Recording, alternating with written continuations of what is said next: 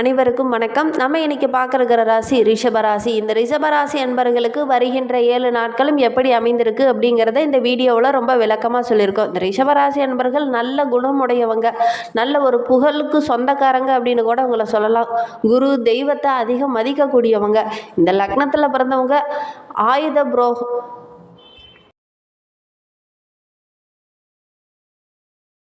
பிரயோகம் செய்யப்பட்டு பிறக்கலாம்.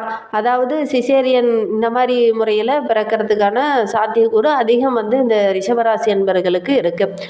அழகு முகமுடையவங்க, சதை பிடித்தார் போல் ஒரு தேகமுடையவங்களாக இந்த ரிஷபராசி என்பவர்கள் பெரும்பாலும் இருப்பாங்க. நல்ல சிவப்பு நிறமுடையவங்களாக இருப்பாங்க. வட்டமான கவர்ச்சியான முகத்தோற்றம் உடையவங்களாக, கருமையான கூந்தல் உடையவங்களாக இந்த ரிஷபராசி பெண்கள் இருப்பாங்க. பெண்கள் ஆண்கள் இருவருமே அந்த மாதிரி தான் இருப்பாங்க. ரொம்ப மென்மையான குணமுடையவங்க, நல்ல ஒரு நளினமான நடை இவங்களுக்கு இருக்கும்.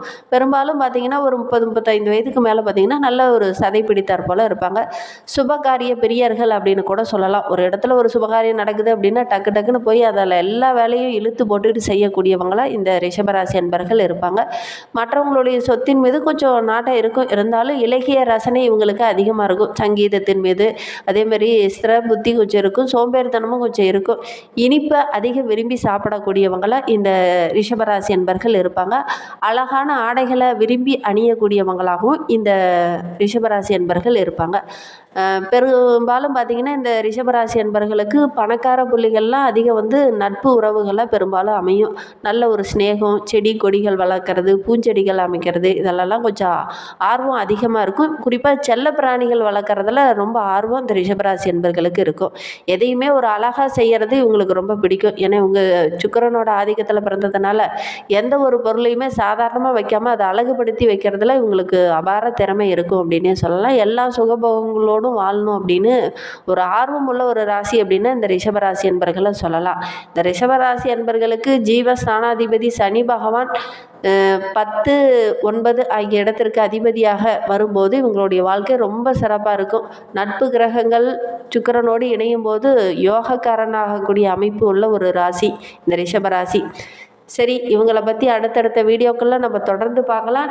வருகின்ற நாட்கள் எப்படி இருக்குது அப்படிங்கிறத முதல்ல தெரிஞ்சுக்கலாம். இது பொதுவான பலன்கள், இது கரெக்டாக சொல்ல முடியாது. ஒரு சிலருக்கு பொருந்தும், ஒரு சிலருக்கு பொருந்தாது. உங்களுடைய ஜாதக அமைப்பு எப்படி இருக்குது, உங்களுடைய தசாபுத்தி எப்படி இருக்குது, உங்களுடைய கிரக அமைப்புகள் எப்படி இருக்குன்னு உங்களுடைய சுய ஜாதகத்தை பார்த்தா தான் கரெக்டாக சொல்ல முடியும். இது பொதுவான பலன்கள்.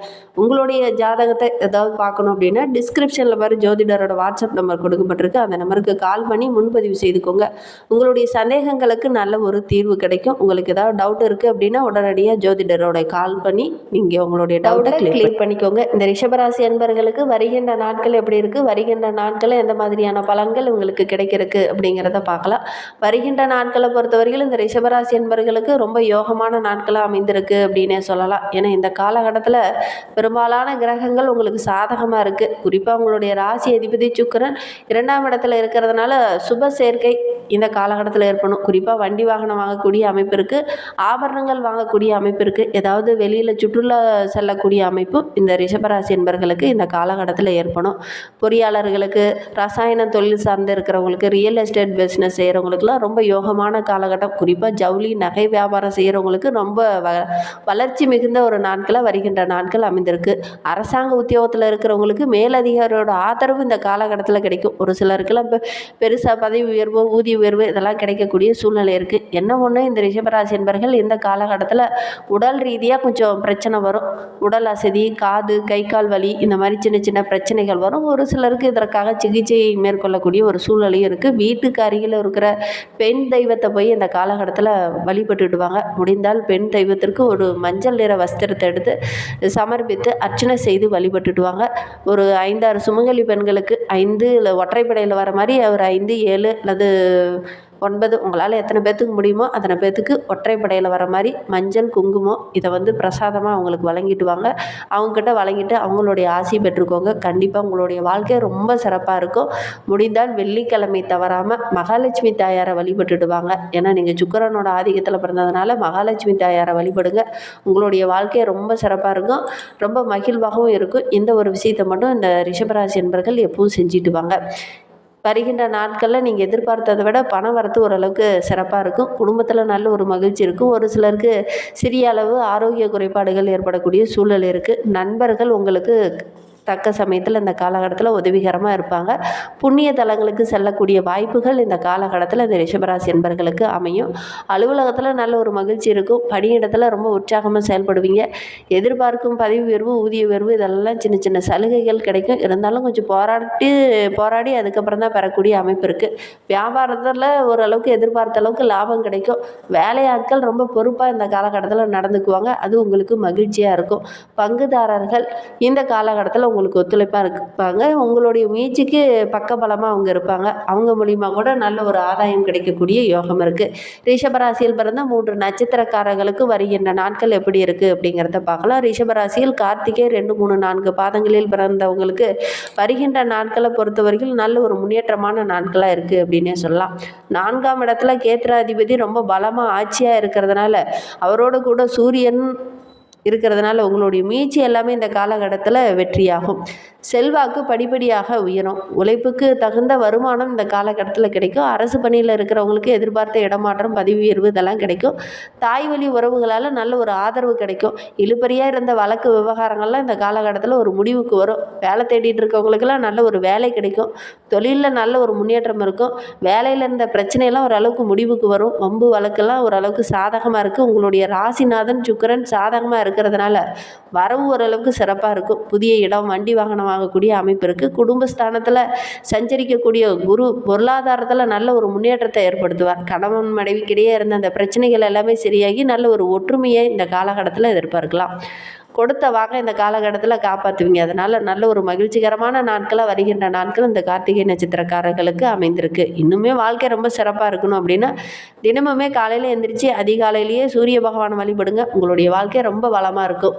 ரோகிணி நட்சத்திரத்தில் பிறந்தவங்களுக்கு வருகின்ற நாட்கள் எப்படி இருக்குது, வருகின்ற 7 நாட்கள் உங்களுக்கு சாதகமாக இருக்கா பாதகமாக இருக்கா அப்படிங்கிறத பார்க்கலாம்.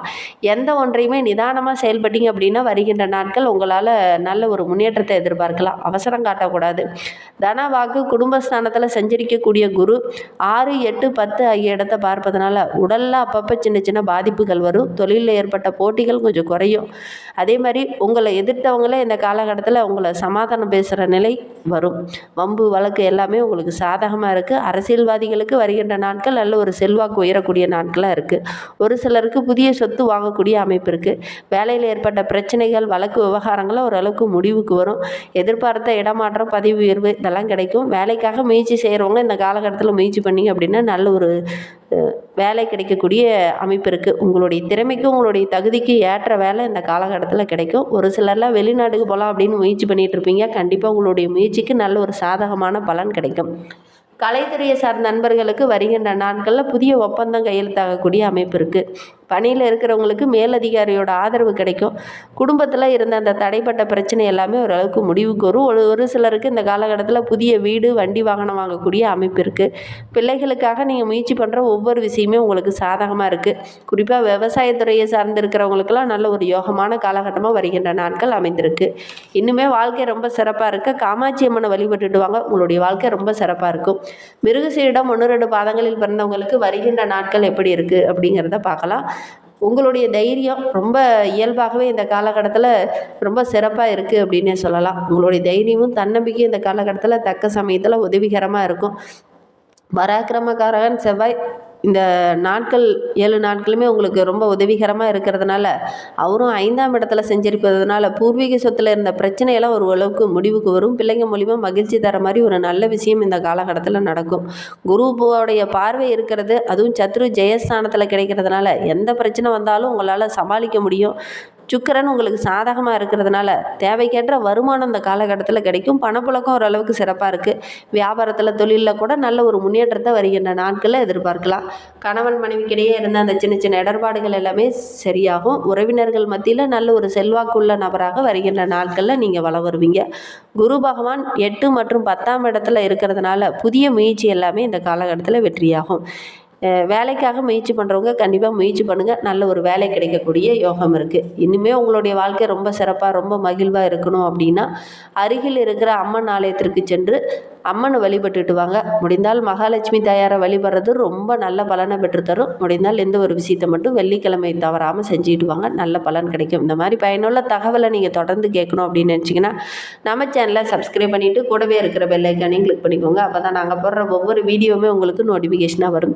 நீங்கள் ரிஷபராசி அன்பராக இருந்தால் மறக்காமல் நம்மளுடைய சேனலுக்கு ஒரு லைக் கொடுத்துட்டு உங்களுடைய உறவுகள் வகையில், நண்பர்கள் வகையில் யாராவது ரிஷபராசி அன்பர்கள் இருக்காங்க அப்படின்னா மறக்காமல் இந்த வீடியோவை அவங்களுக்கும் ஷேர் பண்ணிவிடுங்க. தேங்க்யூ.